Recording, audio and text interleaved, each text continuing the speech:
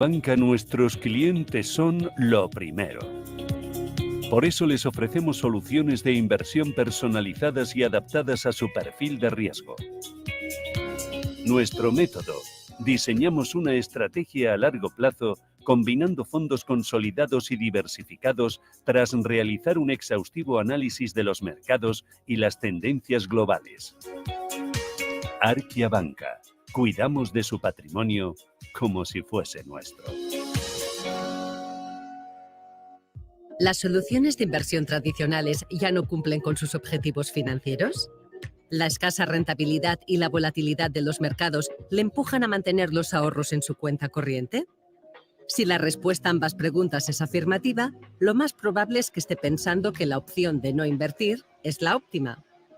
Esta alternativa es quizás la más inmediata, pero ciertamente no parece la más rentable. Nuestros productos de generación de rentas están diseñados para ofrecerle el equilibrio adecuado entre seguridad y rentabilidad, con el fin de aprovechar todas las oportunidades del mercado. Hemos revisado nuestro enfoque tradicional, ampliando el espectro de oportunidades dentro del segmento de rentas para una inversión que le prepare mejor para el futuro. Y con la integración de los principios ESG, podemos ayudar a construir un futuro más verde para todos los inversores que buscan rentabilidad. No se conforme con la liquidez. Prepárese para el futuro con fondos de Invesco. Descubra más en invesco.es/income.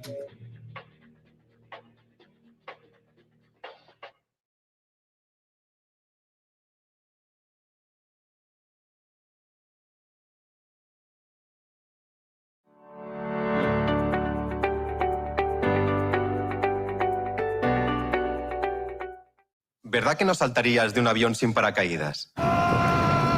Entonces, ¿por qué alquilas tu inmueble sin garantizar el cobro? Con el nuevo servicio Garantía Indefinida SEAC, tienes garantizado el cobro del alquiler puntualmente. Defensa jurídica, daños por vandalismo y protección antiocupas. Alquila tranquilo, SEAC responde.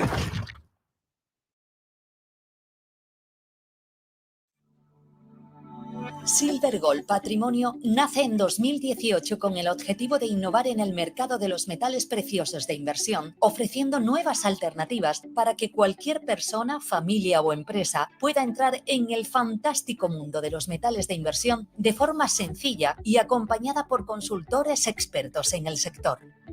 Silver Gold Patrimonio quiere avanzar contigo.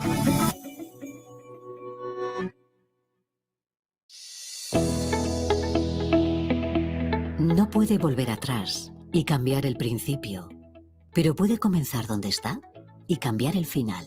En Luna Sevilla queremos ser su asesor financiero de referencia para mejorar su presente y su futuro patrimonial, prestando nuestros servicios como agentes de Caser Asesores Financieros. Somos una empresa con una clara apuesta por la formación de calidad, la información transparente y objetiva, y por el asesoramiento financiero personalizado y continuado.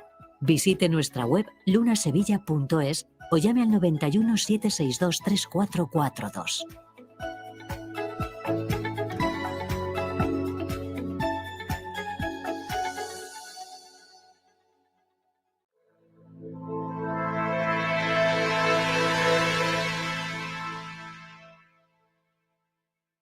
And the nail salon across the street in the strip center, theirs would have been about $8 or $10. And the Coca-Cola bottling plant that's on the freeway near my house, theirs would have been $100 or $200, right? So it would have been like this insurance almost against the power going out. Okay, so that's 500 megawatts, 10, 50 megawatt plants.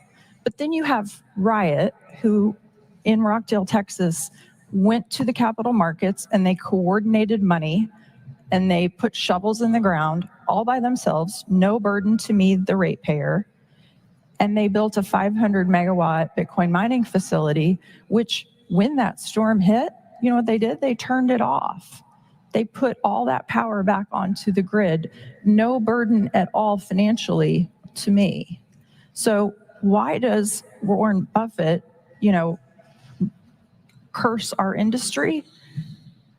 It's look at the incentives, right? He's somebody that is trying to push upon us an incentive-based, another burden for a taxpayer. That is not a free market. That is not what we stand for here in the country with the strongest capital markets on earth. I want to ask each of you one last question. I think the panel so far we've gotten, energy is good. Energy is good for national security. It's good for humanity. We've also gotten, Bitcoin mining is uniquely good for energy. It's good because it doesn't just use power, it pays for power, and paying for revenue solves everything. But it's also good because it is a unique buyer of power, one that is flexible, and grids are sized to peak loads, which happen very, very rarely. And Bitcoin mining can fund the infrastructure that meets those peaks without adding to the peak, and that's unique. My partner at Bitcoin Policy Institute, Margot Paez, and I just wrote a piece, wrote a report called "The Locust and the Dung Beetle" about AI and Bitcoin mining, which is trying to make exactly this point, that AI, at least in its current incarnation, is inflexible and it's a buyer of energy, but it's also adding to peak. And Bitcoin mining, while it's buying, is not adding to peak, and that is all the difference. I want each of you, if you can, quickly to turn to the prescriptive side.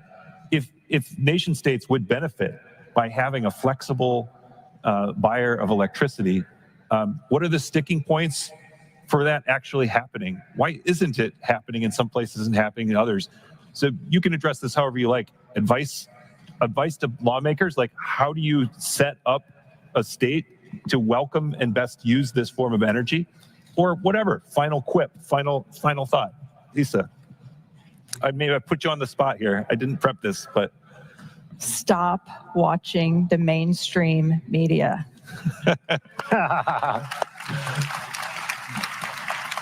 That's pretty good. Yeah.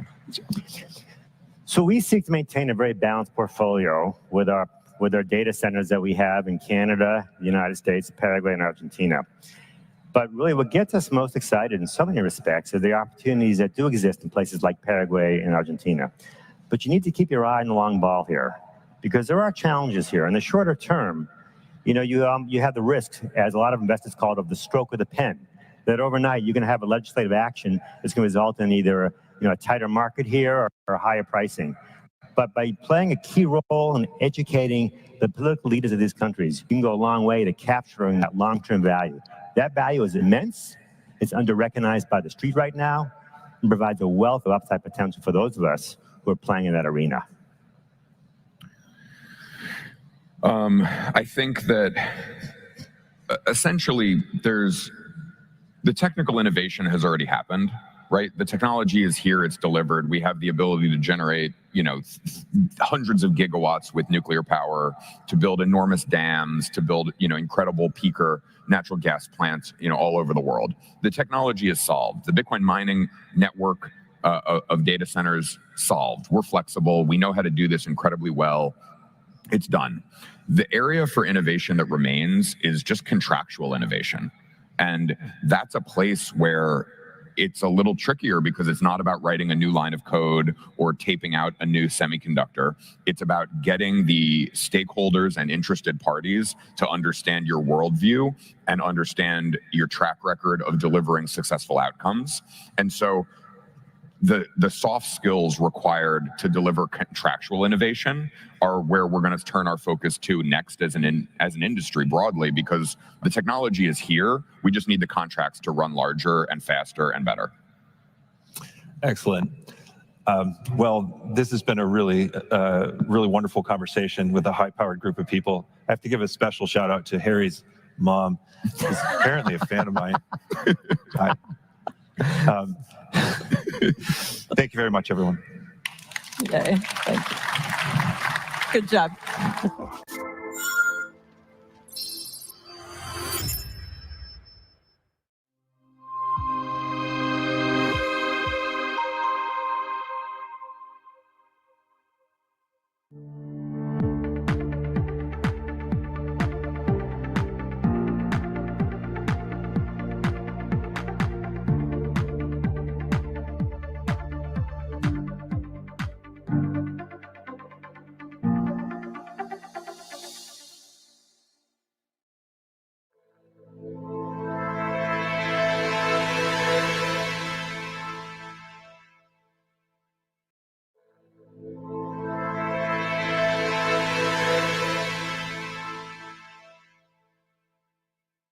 differentiates him now from Donald Trump, who we'll hear from on Saturday. Backing the dollar bit with Bitcoin. Why do we want to do this, Alex? Why is this a good idea? Well, RFK's proposal, right, is to partially back the dollar, partially. Right. So with Bitcoin and I think metals, too, precious metals, proposal that basket of assets. His uncle, John F. Kennedy Jr., or John F. Kennedy, apparently wanted to do something like that. That's what RFK has said. I wouldn't back the dollar with Bitcoin. I think it's a terrible idea. I think it coming out strong. It will immediately crash the value of the dollar if you start formally buying Bitcoin for the purpose of protecting the dollar, hedging debasement, whatever it is. So some of the proposals I've seen include putting Bitcoin in the Exchange Stability Fund in the Treasury Department. Terrible idea. That will just if you bought corn in that vehicle, it would crash the dollar, right? Better to buy Bitcoin as a nation state for geopolitical reasons, in my opinion, for national security reasons. There's no need to literally crash the dollar as you buy Bitcoin. I think it obviously does make sense to hold scarce assets, any nation, to hedge from the likely debasement of your currency forever. But there's no need to accelerate it as for that purpose. So I'm more of a supporter of legislation that would say create a special purpose vehicle like the SPR. Maybe like the Lummis bill that was proposed yesterday. Yeah, I haven't seen it yet. I saw it was reported. I've seen two things. One, I saw somebody said that it would be that the Fed holds the Bitcoin. It also seems like a dumb idea to me. And then the other one was somebody mentioning the Exchange Stability Fund inside the Treasury. I don't like either of these. I think you actually should have like a multi-sig that includes the Congress as well, and it should be specially authorized, distributed amongst the government. Yes, like the Strategic Petroleum Reserve. So, Margot, you're on the research side over at the Bitcoin Policy Institute, interfacing with Washington. Is this idea viewed as a crazy idea there, or fringe? Is it mainstreaming? Your take? I think it's very fringe, especially for Democrats to even consider backing the dollar in that way. But, this is a very, very unique moment in history right now. We had President Biden drop out just months before the election in November.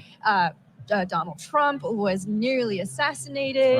I mean, who knows? I mean, everything is up in the air. Anything is possible at this point. Well, I think it hits at really what people are concerned about this year. I think more than anything ahead of election 2024 is the economy, right? People are feeling like they aren't getting ahead. And one of the reasons that we talk a lot about Bitcoin is the US dollar, right? So it brings us back with backing Bitcoin with the US dollar. It seems like people want solutions for the US dollar. Is there a solution here? Is the US dollar slowly trending towards zero?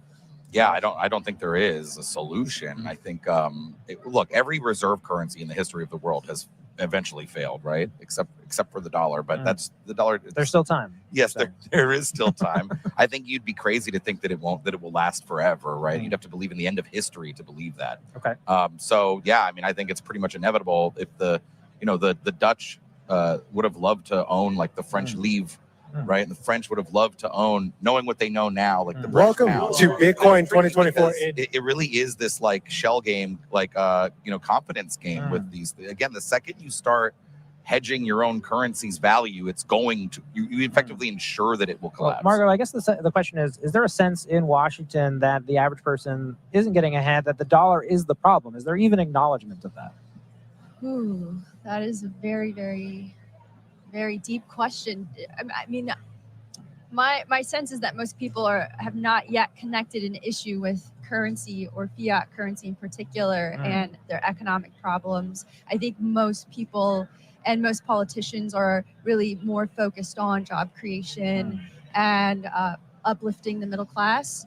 I believe that was also one of Kamala Harris's recent campaign platforms, that she's making that central to her platform. So I don't see the concern around the dollar itself becoming a central theme in this election or for people just yet. But if there is some major economic crisis, that could change where it makes that distinction very clear. I think one thing I wanted to point out is we just really haven't seen a convergence of Bitcoin and the economic issues, right? We've seen Trump come out, talk about financial independence, talk about energy independence, but there really isn't a lot of talk about how the average person can use Bitcoin to get ahead. Why is that, Alex? Yeah, I don't think it's well known. I agree with Margot that there's no interest, I think, in Washington to have a discussion about the value or longevity of the dollar. I will say there's tons of interest in talking about inflation and how damaging it's been. And so it only seems like a mere hop, skip, and jump to get from there to actually talking about Bitcoin's value as a scarce asset as opposed to simply as certainly inflation driving a lot of consumer behavior in Bitcoin, a lot of people dollar cost averaging into Bitcoin. Maybe you could speak to those trends that you've seen, Margot, or just how your life has changed as someone who owns Bitcoin.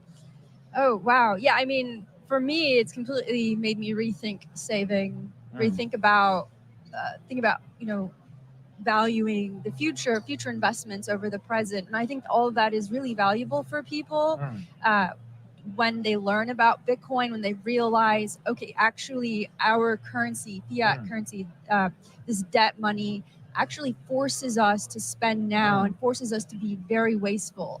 And when you are able to take that step from fiat to Bitcoin, you have this realization that there is a better way to organize your life and to change these fundamental incentives. And a certain part of that can be from switching out the type of currency or type of money that you're using. So there's definitely a lot of value there that just is not yet mainstream enough for people to get. So far, it's really all about investments, speculation still, ETFs, and that's more taking people towards store value. But I think when we get to the point where if we were to have like an inflation crisis, right, I think people would start to see and value things a little bit differently, and they may think of Bitcoin more as than just an investment, like it's actually something that they can use in their everyday life. Well, I think the worry here is this a marriage of convenience, right? Does this result in real change? By this I mean, Donald Trump supporting Bitcoin, RFK supporting Bitcoin, or post the election, do we go back to what's good for the dollar is what rules in Washington? Alex, your take? Yeah, no, I think that's absolutely what happens. I think this is purely politics. I think, look, it's better to have at least a laissez-faire approach to Bitcoin than the current, I would say, mostly hostile environment we have from the U.S. government today. But I wouldn't expect a national Bitcoin policy to truly emerge from any of the candidates. In the end, right, power in Washington is derived partly, in large part, by the dollar's dominance. That's sort of why I'm arguing, too, that if you own Bitcoin as a nation, the U.S. were to add it as a reserve currency or hold it strategically, it shouldn't do so in relation to the dollar. It should do so because other nations are holding it, because it might be used in trade. Holding it, right? That's what I mean. It should be more of a geopolitical thing, and that way you could probably do both, stack it as the government and protect the dollar's value in the scheme of things. I mean, I really think that the second you start backing the dollar with other things now, it's going to start losing value. Well, I'll switch to another thing that we haven't really heard Donald Trump talk about, and that's the exemption for small purchases, right? Capital gains still on every purchase. There is an imbalance between the Bitcoin and the U.S. dollar, and Bitcoin is in some ways not really competing as a currency at present, but could. Margot, your take on that? Yeah, I think Bitcoin could definitely compete as a currency in the future, but I do think that we need to see the strength of the dollar really, really decline to that point where people really say, okay, I need this alternative. On the other hand, there is this whole movement around BRICS. And so I think that's very interesting as well in this whole kind of multipolar world that is developing. And a lot of countries do want to get out of the dollar hegemony. So, there is a lot of potential there. I think if there is some way for other countries to compete with a different currency, that may actually leave an opening for Bitcoin to come in. But right now, I still see the dollar as very, very strong in that regard. Yeah, I agree, though. I think that you would rather, theoretically, if we admit with ourselves that the dollar won't always be the reserve, then wouldn't you prefer a global decentralized digital scarce commodity to say like your adversary's currency being the one? I think it's really hard to get people to go from step one to step two there in that thinking. Let's go with a question from the YouTube channel. Of course, we're broadcasting live on X, YouTube, and Rumble, taking questions live. So if you're watching, follow along. One of the thousands of people shoot us a question. We'll bring them up. This one from a listener, viewer. They want to know what the Bitcoin and crypto markets are going to look like after the selection. I'll add a modifier there. What's the best case scenario, right? We know things are bad currently. There's some good, right? The ETF's going live. There's some bad, which we just discussed. But what's a win here for Bitcoin and crypto look like in November? Dozens of companies go public, by the way. I would say a change of leadership at the SEC. If somebody like Hester Peirce were put in charge of the SEC, one of the most interesting things we won't talk about, I think you will see dozens of IPOs from the Bitcoin industry. From Isn't that happening currently? We just heard Fold go public I'm yesterday. pretty sure the only publicly listed companies in all of crypto are The Coinbase, the miners, and Fold now, and maybe one or two other SPACs. But the only Fold and Coinbase are the only two venture-backed companies to ever go public, basically, in crypto. All the miners are not venture-backed, basically. Galaxy is public in Canada, but we're not venture-backed, right? So I think that would be one of the main things. You could imagine everything from like Bitcoin brokerages to like literally the surveillance companies, Chainalysis, perfectly strong business, right? Like they I don't see any reason why, but the SEC. So you're saying public markets benefits, lots of new options for stock and then buyers. Of course more ETFs. And more ETFs. Okay, interesting. Margot, your take on how Bitcoin wins in November? I think Bitcoin wins in November if a government doesn't try to impose too many regulations on how people can use Bitcoin. I mean, I think this is great. Right now we have this issue of Bitcoin Magazine, and it's the privacy issue, right? Beautiful. Oh God, I look terrible with this hat on. But yeah, the privacy issue, right? And I think that's a really big issue right now. We've had people arrested with Samurai Wallet and all this happening, and I think that Bitcoin wins if we win in these trials. And Bitcoin wins if these regulations do not stop people from using Bitcoin in any way that they want to use it. But I do agree that I think we're entering a future for this whole industry that is really about to blow up and go mainstream. I think the ETFs really showed that. Well, I want to stick with your hat, of course, make Bitcoin great again. But for many, the red hat in America has become a divisive symbol, right? So I think people might look at the Bitcoin conference, they might see the hats in the crowd, they might see Donald Trump, and they might think, maybe this isn't something we should support. You mentioned Kamala Harris, the current presumptive nominee. Is there a risk here that essentially there is retribution from the industry based on what's happening here in Nashville at this conference? Do you get that sense, Margot? Okay. Do you think, sorry, could you say that again about Harris? Retribution, essentially, could you see a new administration say, hey, you supported the wrong candidate, sorry, you haven't, you're going to stay in the doghouse, proverbially? I don't know. I think sentiment changes very quickly depending on what happens, what statements are made. So I don't know. I think I keep an open mind on that. No retribution here from a forward administration, maybe a Democratic win in November. Your take, Alex? I think I think there's a risk. I don't think anybody should really want Bitcoin to be partisan in American politics. I think there are contingents who do believe that. Yeah, I don't think you should, I guess. Let me rephrase it then. Yeah, you definitely shouldn't want it. It's obviously the network has no concept of partisan or any kind of politics, right? It's not aware that Bitcoin isn't doing anything like related to politics. You don't think Satoshi wanted us all to vote for Donald Trump in 2024? That's a good question. Yeah, actually, I think it was on the March 7, 2008. He had a tweet, posted that on Bitcoin Talk. It was like around 12:30 p.m. And he said, look, in 2024. Well, maybe let's talk about what should Photoshop that up. What would Satoshi think? Satoshi Nakamoto, of course, the founder, creator of Bitcoin, still unknown, anonymous out there. What would you think his perception would be of the situation, Alex? I think this is well beyond what Satoshi had envisioned. I've read all of the Satoshi commentary. The closest is, how Finney talked a little bit about sort of really wider adoption, but I think this is way beyond what anyone really thought was possible, to be honest. Margot?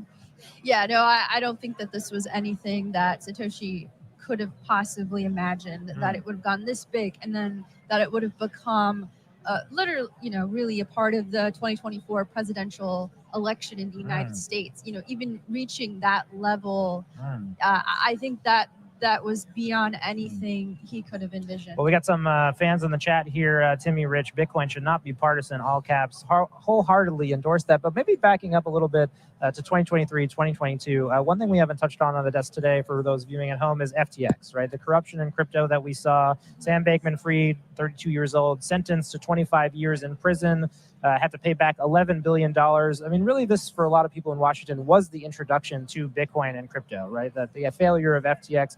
Is this still a concern? Has the industry moved past this? Does Washington still thinking about what happened with FTX. Alex, Marco? Yeah, I would say nobody is more to blame for FTX than Sam Bankman-Fried, but I think it's also fair to put some of the blame at the foot of regulators in the United States, right? This was an environment where it was impossible for a lot of people to access this. I mean, they were known for leverage and like multi-collateral, using multiple types of collateral to back your levered positions, right? Something people wanted, and they couldn't build it here, so they built it on an island right next door. They, I think if there was a regime that could regulate exchanges in a way that didn't push them out of the country, then you would see more business be done and more safely. Instead, people were pushed offshore to things that had no regulation at all. I mean, so I think there's a case to be made that a clearer regulatory situation in the U.S. for crypto exchanges could have helped prevent an FTX.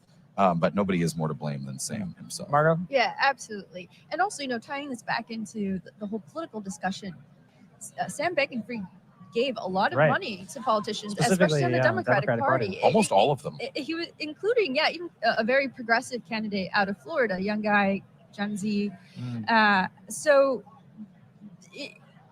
There is a big concern, I think, still about the future here, about whether you can have another Sam Bankman-Fried, and just the concern around the ties between these very corrupt individuals and members of Congress or at other levels of politics, right? So I do worry about that we are not done with seeing these types of people in the industry. Let's talk about, obviously, self-regulation, the industry always getting better, always improving, Bitcoin always getting better and always improving. How has the industry changed and responded to the FTX collapse? Has it gotten better, Alex? I mean, we haven't seen the widespread emergence of something like proof of reserves, which I still am a big supporter of. I get made fun of sometimes by friends of mine. We did see yesterday. They're like, nobody cares about it. Metaplanet and Hoseki talking about the partnership yesterday, a publicly traded Japanese company. So, few and far between. I would love to see that more widely adopted. I think that's one of the clearest things. I mean, we know now that Sam didn't have anybody's Bitcoin. There was no Bitcoin at the exchange in general. So, like, you'd have seen it at least that if this was somehow the standard in the industry. We've seen some improvement. I think Kraken has done some. We've seen OKX has done some, but like you can do this in real time. You can do it on a daily basis. That would be helpful. I would say there has been, I think, ostracization of bad actors more. But yeah, I don't think the landscape has fundamentally changed that much. You still have plenty of offshore exchanges. I would say Binance being put in surveillance by the U.S. government. Of course, Changpeng Zhao, CEO, currently in prison in California. True. He's got to be getting out like any month. October. Yeah. So he's 1 month into 4 months. I would say, if you're out there watching along in California, you're thought of fondly. Yeah, I mean, I think that actually Binance coming under more regulation and having this whatever it is, a consent decree or whatever they came to. So you see regulation as positive. A solution to this era of the crypto pirate exchange? I mean, not all regulation is bad. Good regulation does a very good job, and I think around these exchanges we may need some regulation to protect those retail investors now. And I think that might help mature the industry and send a message like, this has to stop. Yeah. Let me take into a point here. We haven't talked about Gary Gensler and his chairmanship of the SEC. I know he's not a popular guy, Mr. Gary. If you go on X, a lot of fire Gary Gensler hashtags. But really the question I would ask is, why is he not more popular in the Bitcoin community? I mean, to an extent, he has followed through on a lot of things that Bitcoin maximalists have wanted, right? He has been very difficult on alternative cryptocurrencies. He has put a very high bar in place for them being regulated. And is there a concern maybe at this conference, Bitcoin 2024, that goes away after November and alternative cryptocurrencies compete with Bitcoin equally? Alex, your take? That's a good question. I think you're right. There is a likelihood. Is it striking too much of this marriage of convenience that we have? I think you're very correct in the implication of the question, which is that if a new, more laissez-faire, lenient SEC as it relates to crypto comes into power, then it absolutely will be supportive for altcoins in general, right? That's the SEC's never gone after Bitcoin. They've never alleged that Bitcoin's an unregistered security, right? Currently regulated by the CFTC. I would say they did do a lot insofar as, yes, the Gary Gensler is the chairman who brought the ETFs. Hasn't that been good? Shouldn't we have supported that in Bitcoin? Why haven't we seen support for that? I think Bitcoiners in general are skeptical of government officials.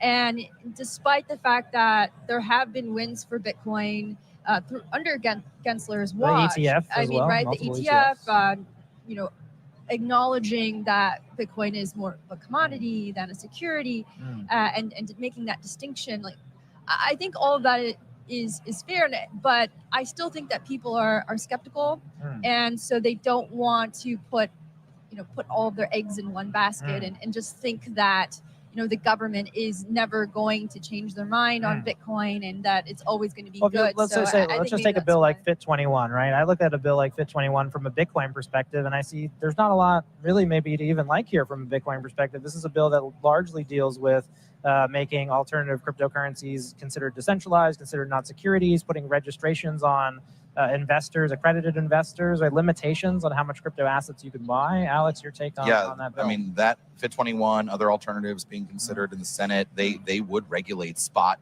Bitcoin as a commodity and give spot oversight to the CFTC. Keep in mind, this is an agency that doesn't regulate any spot markets currently, right? It's unprecedented. You can't regulate the trading of spot corn because it happens on a farm between two folks. Where's gold's primary trading venue? Does anyone know?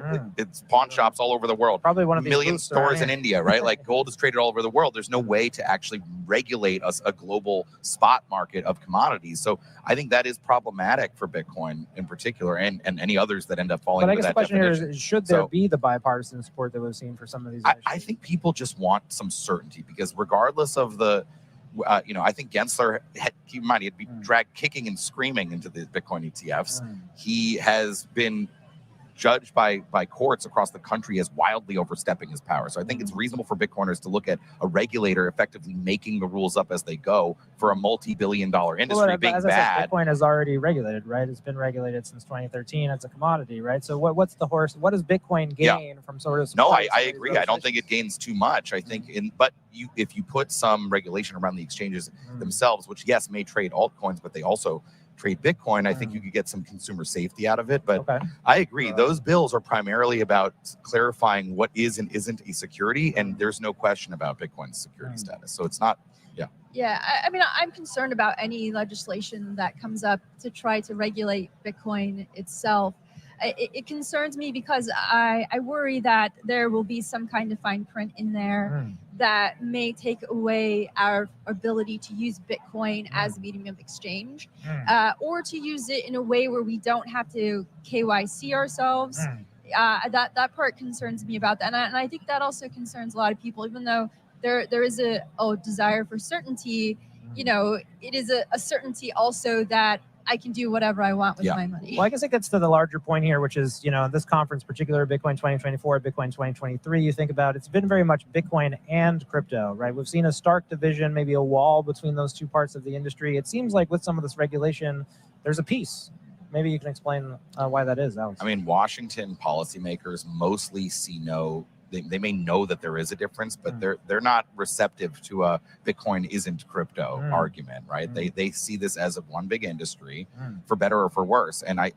So I think it's important for Bitcoiners to understand that, and they know this. We see this all the time, right? You see the big venture firms, the big exchanges have a lot of lobbying activities in Washington, mostly not related to Bitcoin, because again, Bitcoin's status is mostly cemented. I totally agree with Margot. The biggest, and I don't believe this is in FIT21 or the DCCPA, which is the old one from the Senate, anything around KYC, mandatory KYC, inability to run a node, basically what Elizabeth Warren has been suggesting, that is terrible. That would be bad for Bitcoin. The Digital Asset Anti-Money Laundering Act is her bill, and it's an absolute disaster. Yeah, John Deaton will be here running, of course, against Elizabeth Warren. So plenty of politics to come. If you're into that subject, it'll be a long 3 days. So sorry, you were saying, Margot, about Elizabeth Warren. Oh, I was just saying boo, Elizabeth Warren. For so many reasons, not just about Bitcoin. Let's talk about her anti-crypto army, right? Because a couple of years ago, this was lauded as the what should be the Democratic faction that they should support. Is the anti-crypto army here? Do they exist? I think that they received a lot of pushback from that. And she's not saying too much about the anti-crypto army anymore. And I think that's because there's a lot of people within her own party who do like, crypto or Bitcoin. And it's just not popular. There was a study that came out of the Nakamoto Project recently that looked at, that they surveyed Americans, and they found that actually Bitcoin is nonpartisan. So it doesn't really matter if you're a moderate, a Republican, a Democrat, an independent. For the most part, people are open to Bitcoin. So for the Democrats to stake everything and for Elizabeth Warren to stake an entire re-election campaign on being against cryptocurrencies, I think that's a huge risk. And I think they're seeing that. They're seeing young people, by and large, are really open to crypto, open to Bitcoin, and they're just risking completely alienating a very large portion of the population. I want to read some fast facts from the, I think, Harris poll you mentioned, but 33% of voters believe Bitcoin and crypto will be a factor in their choice of candidate in November. 77% expected their candidate to be knowledgeable about crypto, and roughly 20% of Republicans and Democrats surveyed own crypto. So those are some of the numbers that support the bipartisanship. Is that what you would expect? Yeah, it's on with 20%-ish from both parties. Yeah. So we'll call it 20% of Americans. I think that's actually pretty reasonable. Yeah. Yes. I mean, I've been, there was the presidential executive order, 2 years ago, where they claimed, I think, 18 million Americans or something, which was low, I thought, but about, so 10, 20%, I think that's about right. The real question for the election, obviously, is these swing states. And I have started to see some polling that What do you identify as swing states these days? I know it's changed a lot. Yeah, Pennsylvania, Michigan, Wisconsin, Arizona, Virginia now, possibly solidly Virginia, blue, but even it depends. Yes, I mean, I think if former President Trump had picked Governor Youngkin from Virginia, they could have maybe put it in play. North Carolina, I think possibly in play. It's been mostly red, but it's a Democratic governor. But the last time it went blue was Obama. So yeah, Ohio, Pennsylvania, Wisconsin, Michigan, Arizona, maybe Nevada, right? Those are. Luckily, there's a lot of Bitcoiners in Nevada. I was in Vegas recently for MicroStrategies conference, and there were Bitcoiners everywhere. So. Well, some states going blue, some staying red. Obviously, we hope that the USA goes orange. That's the theme here. We're going to send it over now to an interview at the Human Rights Foundation. You're going to be taking a look at the floor here at Bitcoin 2024 Industry Day and some of what's going on amongst the attendees. We'll be right back after these messages or after this interview. Keep it right here on Bitcoin 2024. Welcome to Bitcoin 2024 in Nashville, presented by Mara. I am here right now with CK over at the HRF. CK, why don't you tell us a little bit about what you guys are up to? Yeah, so the whole team is here. We got our booth. We're talking about how Bitcoin fits in with financial and human freedom and how it's a liberating technology for the world. HRF is a pro-democracy nonprofit, and we focus on supporting democracies and fighting authoritarians. And no one is really talking about in that sphere how Bitcoin and how money and how finances fit into supporting liberty and supporting individual rights. So we're trying to spread the word. Our financial freedom team is focused on both Bitcoin development as well as Bitcoin adoption. And yeah, we're excited to be at the biggest Bitcoin event in the world. Love that. For those listening at home, the HRF does stand for the Human Rights Foundation. For many of our audience, you guys are all in America. There's a Bank of America ATM around the corner from you. For most of the world, however, they do not have access to this. Can you share a little bit about, some of the priorities you guys have this year, what you guys are trying to build towards? Yeah, I mean, look, we're giving away a lot of Bitcoin to open source developers, to community builders, and people who are helping adoption. We have the Bitcoin Development Fund, and every single quarter we're giving close to 10 Bitcoin to those different kind of projects, usually 15 projects a quarter. Tons of folks are applying, and yeah, I mean, our priorities, again, are to spread awareness of Bitcoin and make Bitcoin as useful and accessible to people who are in need. You talked about, not all countries have a Bank of America ATM or Apple Pay. There's actually an amazing quote from an Iranian. He was responding to a Buttcoin comment about how Apple Pay is everything better than Bitcoin. And he was like, look, I live in Iran. I can't use MasterCard, Visa, Apple Pay, any of that. I can use Bitcoin. And that is the key, is that Bitcoin is permissionless. Bitcoin is globally available. And look, we got this shirt. Bitcoin is breaking chains, okay? So Bitcoin is breaking chains, and that is what it's all about. Love that. All you open source developers out there, keep that in mind. Let's go change the world. CK, thank you for your time, brother. Thank you.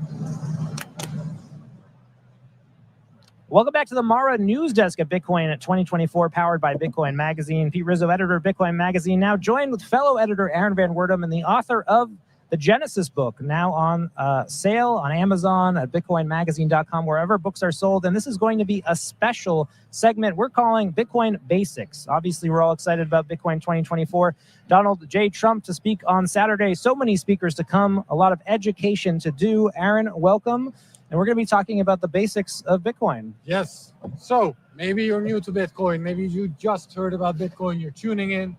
Maybe this beautiful man right here just told you. I attracted you to the industry, yes. Just taught you about Bitcoin. Well, one of the first things you'll learn about Bitcoin is that there are only 21 million Bitcoin. There will only ever be 21 million Bitcoin.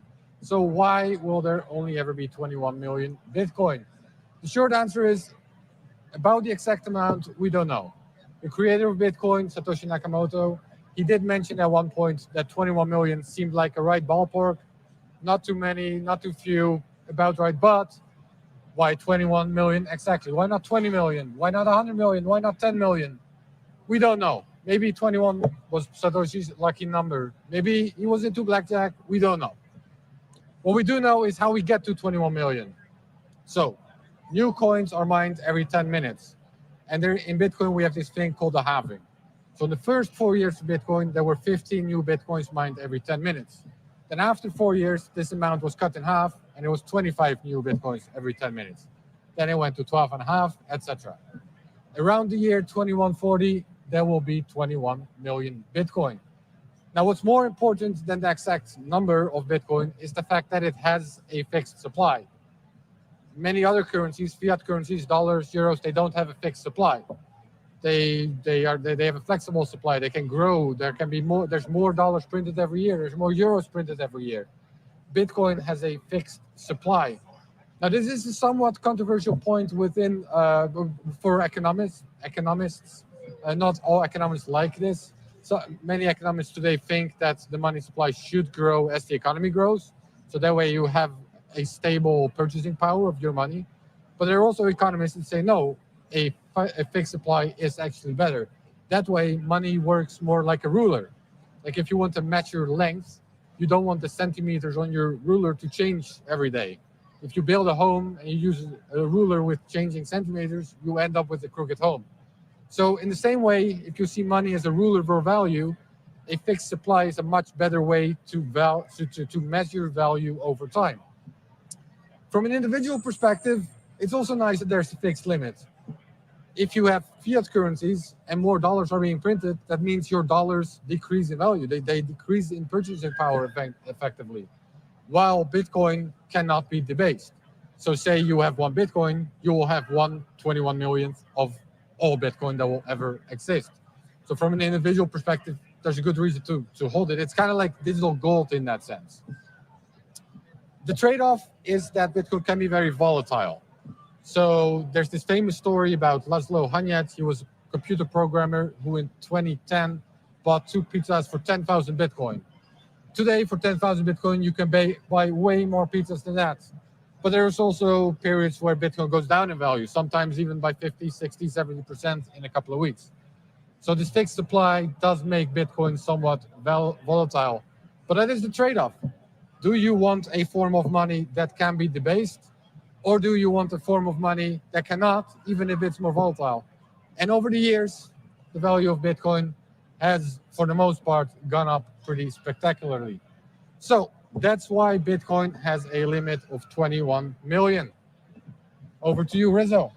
Here I thought it was about 64-bit integers and the complications of computer science. Aaron Van Werdum, of course, the author of the very great Genesis book, The Story of People and Projects That Inspired Bitcoin. You can get that on newsstands, or not newsstands, bookstores, wherever they're sold. Bitcoinmagazine.com, of course, selling it as well. Highly recommend that read. Aaron, we'll be back with you with more segments later in the day.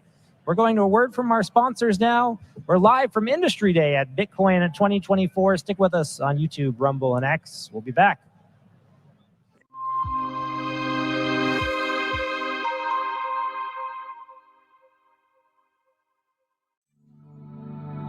Silver Gold Patrimonio nace en 2018 con el objetivo de innovar en el mercado de los metales preciosos de inversión, ofreciendo nuevas alternativas para que cualquier persona, familia o empresa pueda entrar en el fantástico mundo de los metales de inversión de forma sencilla y acompañada por consultores expertos en el sector. Silver Gold Patrimonio quiere avanzar contigo. ¿Verdad que no saltarías de un avión sin paracaídas? Entonces, ¿por qué alquilas tu inmueble sin garantizar el cobro? Con el nuevo servicio garantía indefinida SEAC, tienes garantizado el cobro del alquiler puntualmente. Defensa jurídica, daños por vandalismo y protección antiocupas. Alquila tranquilo, SEAC responde.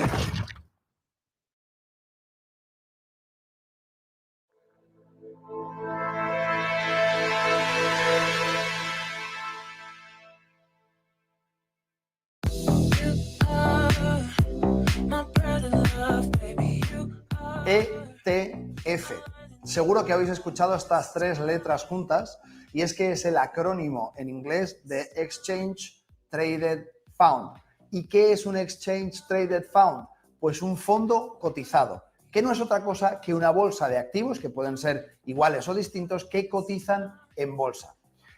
Recientemente está sonando mucho estas tres letras porque se ha aprobado a principios de 2024 un ETF sobre Bitcoin y casas como Vanguard o BlackRock están comercializando este ETF desde sistemas regulados, cosa que hasta ahora no era posible. Si queríamos comprar Bitcoins teníamos que trabajar en un exchange y no están regulados. Por tanto, es especialmente importante que entendáis que desde principios del 2024 se puede operar este tipo de producto de manera totalmente regulada y con todas las garantías.